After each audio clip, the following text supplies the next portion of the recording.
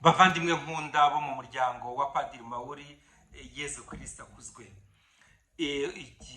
Urugendo rurakomeje mu ijambo ry'Imana, tumanyura iri jambo turihererekanya mu buzima bwacu bwa buri munsi, mu mbuga nkoranyambaga duhuriyeho, kuko ijambo ry'Imana niryo rigomba kugira umwanya wa mbere mu buzima bwacu bwa buri munsi. Ubu rero iki cyumweru ni icya 32 mu byumweru bisanzwe by'umwaka wa liturujia, umwaka murabona n'umwaka urakomeza. Umwaka wa liturujia uragenda wegereza ku musozo, kandi ndagira ngo mbisabire kugira ngo uyu mwaka nyine ugenda ushira ntuzadusige uko wadusanze, kuko twabonyemo abondance y'ijambo ry'Imana. Twemere ijambo ry'Imana ritugire ku mutima, riruhindure, kandi koko ritume tubaho nk'abakristo bagaragaza ukwemera kwabo, atari mu magambo gusa, ahubwo ari cyane cyane tugaragaza uko kwemera mu bikorwa. Dukorera kiliziya, dukorera umuryango wa Padiri Mauri, dukorera abavandimwe, aho Yezu Kristo adutuma kugira ngo tube koko indakemwa muri byose. Amagambo rero y'uyu munsi ara yose teme y'uyu munsi ni teme yo kuzuka, izuka, la resurrection, izuka mu bapfuye. Mu Evanjiri turaza kubireba, bari abantu b'abasaduseyi bagiye bakajya kubaza Yezu ibijyanye no kuzuka, bo ntibabyemeraga, hanyuma Yezu akaza kubasubiza. Ariko reka tugende buhoro buhoro dusobanukirwa n'amasomo yose. Mu isomo rya mbere twabonye abamaritiri bo muri Israeli mu gitabo cya kabiri cy'Abamakabe.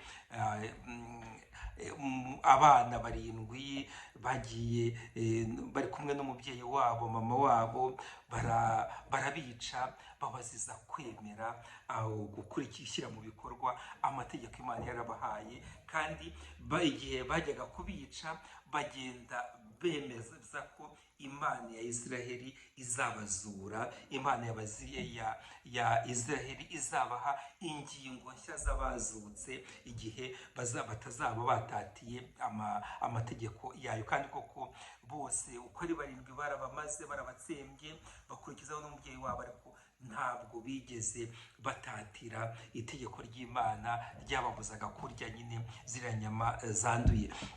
Murabona rero bavandimwe, burya ku ubuzima bw'Imana, ubuzima bwo kuzuka butangirira hano ku isi, bugatangira buri muntu wese ashyira mu bikorwa amategeko y'Imana, ashyira mu bikorwa ibyo Imana imusaba, yagerageza gukora ubutumwa Imana imuha. Ariko cyane cyane bigashoboka igihe twebwe abakristo dushyira mu bikorwa itegeko ry'urukundo, le grand commandement, itegeko ry'urukundo Yezu Kristo yaduhayeho umurage. Biragoye kuzuka, biragoye kwakira umurage wo kuzuka umuntu adakundana. Urukundo nirwo rwa mbere kuri twebwe b'abakristo.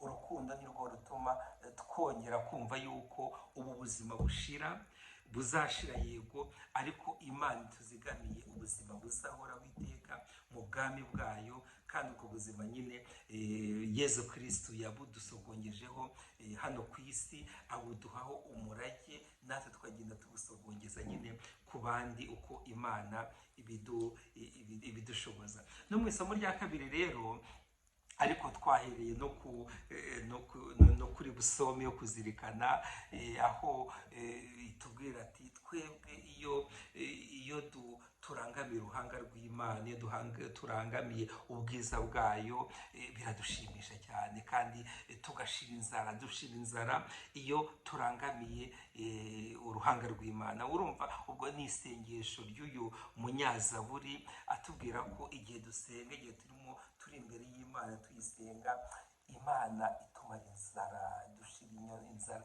turahembuka. Muvandimwe, gerageza wongere urebe uko isengesho ryawe rimeze, kuko isengesho tuvuga ko dukunda Imana iyo dusenga tukagerageza kuganira nayo, kandi iyo tuganira nayo turahembuka.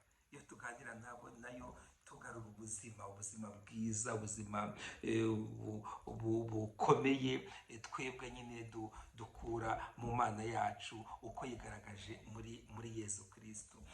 Mu isomo rya kabiri rero ni mu ibaruwa ya kabiri yandikiwe Abatesaloniki ya Pawulo mutagatifu. Nawe turongera kumubona yishimiye iriya kominote ukuntu yakiriye ijambo ry'Imana, inkuru nziza ya Yezu Kristo, ababwira ngo rwose ibyo bintu biramushimisha, kandi ababwira ko Yezu Kristo azakomeza abafashe, hanyuma abahe ihumure ryuzuye, ariko abisabira akantu gakomeye kandi natwe katureba uyu munsi. Yaravuze ati mwebwe mukomeze musenge cyane kugira ngo ijambo ry'Imana ryihute, abantu bose baryakire kandi baryubahe nk'uko mwebwe mwabigenjeje. Ubuse nka Pawulo mutagatifu ajya kwa Padiri Mauro akatubwira nk'ibyo ngibyo, akavuga ati bavandimwe rwose mukomeze musenge cyane kugira ngo ijambo ry'Imana rikomeze ryihute kandi rihabwe icyubahiro, ryubahwe n'abantu bose nk'uko mwebwe mubigenza. Ubuse turebe nimba koko turi urugero, twabira urugero abandi, urugero mu gukunda ijambo ry'Imana, urugero mu kureka ijambo ry'Imana rikaduhindura ubuzima, urugero ku bandi igihe cyose tukihanganira ibitugerageza, ibitubaho muri ubu buzima, tubishingiye gusa ku ijambo ry'Imana. Ariko yarongeye ati rwose njyewe nizeye ko kandi ndabihamya ko Yezu Kristo azabarinda umwanzi igihe cyose. Umwanzi ni wa wundi udutandukanya n'ibyo twiyemeje, utuma dutatira ibyo twiyemeje, ibyo twasezeranye. Uwo mwanzi Imana iramudukiza, kandi uwo mwanzi ntabwo azagira na rimwe ijambo rya nyuma, kuko ijambo rya nyuma kandi ry'umukiro ni Yezu Kristo rifite, ni Imana yacu muri Yezu Kristo. Bavandimwe rero, Imana ituzigamiye ihumure ritageruka muri Yezu Kristo, kuko twamwakiriye, kandi koko dukora ibishoboka byose kugira ngo n'abandi ibyiza dukura ku Mana, twamenye ku Mana muri uyu muryango wa Padiri Mauro, nabo bibagereho. Ijambo ry'Imana rigomba kwirukanka kwirukanka cyane, kandi rigahabwa ikuzo n'abantu bose binyuze nyine mu biganza byacu, mu ntege nke zacu, ariko intege nke zacu zishyigikiwe n'Imana, kuko Imana ntabwo ishaka ko tugwa, ahubwo irashaka ko duhamagarara tukemba. Nicyo gituma iduha iryo humure nyine ry'iteka, ihumure dukeneye kugira ngo urugendo rwacu rukomeze. Mu ivanjiri rero twabonye bariya basaduseyi bajya kubaza Yezu ibijyanye n'izuka ry'abapfuye. Umugore wagize abagabo bose bangana kuriya, ariko ntiyagira urubyaro, kuko icyo cyatumaga bashyingirwa cyane no kubona urubyaro. Ariko twebwe turabizi, twarabyigishijwe mu isakaramento ryo gushyingirwa, igihuza abantu n'urukundo, hanyuma bagategereza nyine n'impano y'urubyaro iva ku Mana. Maze rero ntabwo Yezu arimo afobya mariage muri ivanjiri, ahubwo Yezu arashaka kwerekana agaciro gakomeye ko gushyingirwa gikristo. Turabizi nibwo buryo Imana itanga kugira ngo tubashe kumenya agaciro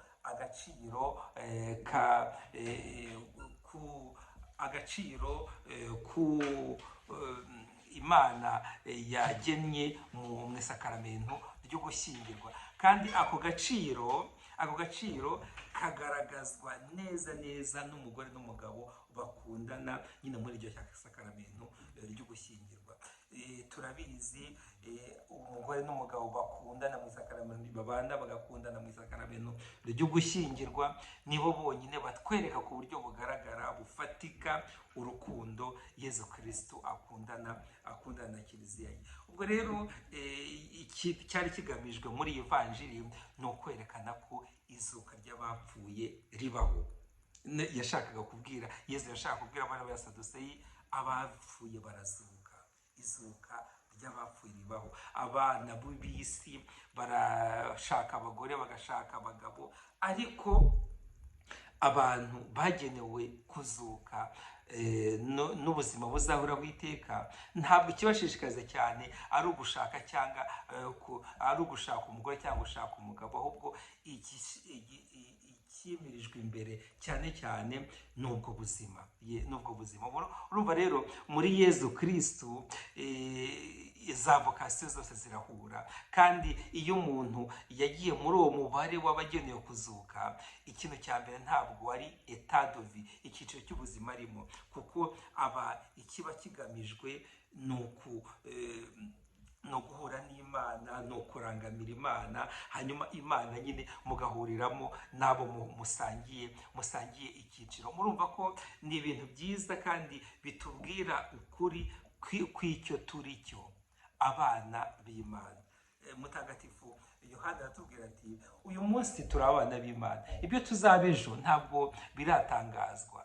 Twishimire ko turi abana b'Imana uyu munsi, kandi icyiciro waba urimo cy'abashakanye, cy'abasaserdoti, cy'abapfakazi, wishimire ko uri umwana w'Imana, kandi wumve ukora ibishoboka byose, wemere ijambo ry'Imana riguhindure, hanyuma ejo bundi igihe Imana yagennye nikigera, uzabe koko uzabarirwe muri wa mubare wabagenewe kuzuka, wabagenewe ijambo ry'Imana. Les fils de la résurrection ni abana b'Imana nyine, abana b'Imana bakora ibishoboka byose kugira ngo ubwo bubyeyi bw'Imana bugere ku bantu bose, bugere ku isi yose. Maze rero bavandimwe, murabona iri jambo riratureba, turi abana bizuka, turi abana b'Imana, ubwo buzima bw'Imana, kuko Yezu yabitubwiye ko Imana yacu atari Imana y'abapfuye, ahubwo ni Imana y'abazima.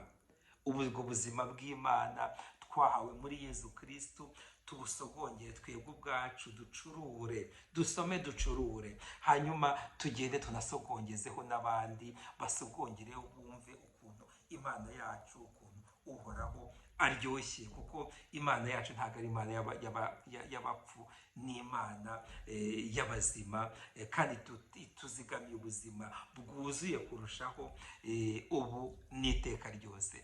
No muri uku kwezi rero ni ukwezi koko twagenewe abapfuye, gusabira abapfuye. Kuba rero iyi vanjiri tuyizirikanye ubu ngubu ni n'ibintu byiza kurushaho, kuko twumva yuko abapfuye bacu turi kumwe mu busabane butageruka, kuko Imana yacu ni Imana nyine y'abazima, ntabwo ari Imana y'abapfu. Maze rero nk'uko nsanzwe mbivuga, duhurire muri aya masomo, tuyazirikane. Isomo rya mbere ryo mu Makabeyi, isomo rya kabiri ryo mu ibaruwa ya kabiri ko Pawulo Mutagatifu yandikiye Abatesaloniki, hanyuma turebe no mu n'ivanjiri nyine nuko yanditswe na Luka ku mutwe wa 20 kuva ku murongo wa 27 kugeza ku 38. Duhuriye muri ayo masomo, tuyahererekanye, tumanyure umugati w'ijambo ry'Imana, tusogongereho, dusome, ducurure, kuko niho tuvoma ubuzima bw'Imana, dutangira tukantisipa nyine kuri iyi si, mu gihe tukitegereje ko Imana kuko izaduha ubuzima bwuzuye igihe izatuzura. Maze rero dukomeze tugendane, twishimire ubuzima bw'Imana, dusangira nk'abavandimwe, kandi koko ubwo buzima nabwo, ubwo buvandimwe butubere inkingi yo guhamya Yezu Kristu aho turi hose. Ushobora byose nabaho umugisha kandi abarinde, Imana Data na Mwana na Roho Mutagatifu. Amen. Icyumweru cyiza, kandi koko dukomeze tugendane.